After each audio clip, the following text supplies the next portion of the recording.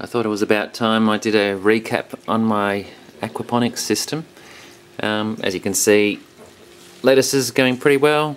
Strawberries have plenty of growth. Not really much strawberries, but it's getting cold now, so I think it's just too cold for strawberries. The fish are all alive and the water is still nice and clean, so quite pleased with that. I had some trouble with my bell siphon where basically it got stuck on either being full or being empty. So what I knew from when I started was with the bell siphon, they have a problem where if you have too much flow, it's hard to stop the siphon effect, and if you have too little flow, it's hard to start the siphon.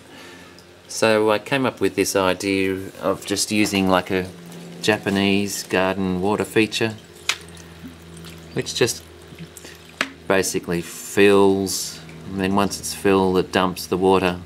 So that little device, even though I made it pretty roughly, has run for a long time now without any problems at all, and it stopped the problem I had of the siphon getting stuck. You can see now it's just reached the point where it's starting the siphon. So what I find is that the siphon doesn't start until this dumps its load of water, and then the siphon fires off, and at the end of the cycle, when the siphoning's finished, it tends to stop while this is filling, when there's very low flow. To build this I just used some pipe. I made a hinge point just by sticking, actually that's a water tap, just from a normal water tap. That's the seal from the tap, just stuck on with tape, and the tape seems to have lasted pretty well. I had some funny pipe fittings to use, but basically I put a little stone on the end just to weight it so that it worked right, but it's been ticking away like this for weeks and weeks and hasn't been a problem. You can see by the growth of the algae in here that it's been running for quite a while. Algae is another problem. I think I need to cover this so that it's not exposed to the light to prevent algae growing in here. I also put a little T-connector on here so I could control how much water went into here and how much just went straight into the grow bed. But certainly lettuces, we've had lots of growth from the lettuces. They all look healthy, they look pretty good. Once the system was finished cycling and the bacteria moved in after about 6 or 8 weeks, then I found that instead of the pH continually being high, then the pH started to get low. So then I did some reading and found that you should use shell grit.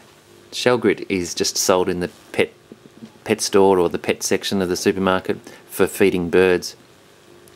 So what I do is I just put shell grit into this little bag made out of washing up wipers, and if ever the pH is too low, I just put this in the grow bed so that the water splashes on it to raise the pH a bit, and then once I think it's right, then I take it out again.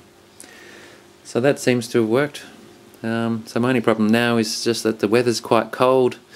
I might have to think about heating the pond somehow, but as it happens, I have nearby, just around the corner here, I have my house solar heater.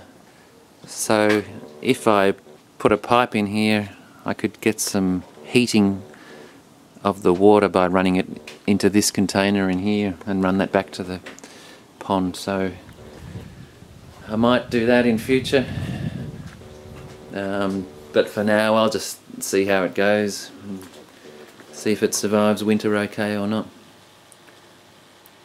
So yeah, basically reasonably happy. Strawberries seem to have plenty of green growth. not much fruit. These flowers turn into the fruit, so there's a few flowers here. It looks like there's a small strawberry just starting here. I've had a couple of strawberries, but I think it's just getting too cold. And I seem to have a new issue now where some of the leaves are a bit, they look like they've got mud or something on them, but it's just a discoloration of the leaves, so I'm not quite sure what that is. I'm assuming these are the older leaves because the new ones come up here. The new ones look nice and green, so maybe it's not a big issue. Anyway, still happy with it, it's still going well.